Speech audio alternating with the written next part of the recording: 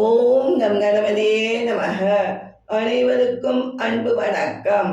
இதுவரை நீங்கள் என் சேனலை சப்ஸ்கிரைப் செய்யாமல் இருந்தால் உடனே இப்போது சப்ஸ்கிரைப் செய்து கொள்ளுங்கள். அப்பொழுதுதான் நான் போடும் முக்கிய தகவல்கள் உங்களுக்கு உடனுக்கு உடன் கிடைக்கும். இன்று வள்ளலார் பிறந்த நாள். ராமலிங்க அடிகளார் 1823 அக்டோபர் 5 சிதம்பரத்தை அடுத்துள்ள மருதூரில் பிறந்தார். இவர் ஒரு சமூக சீர்திருத்தவாதி.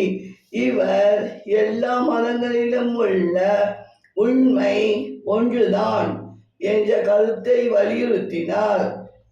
சர்வ சமய சமரச சுத்த சன்மார்க்க சங்கம் என்பதை நிறுவினார்.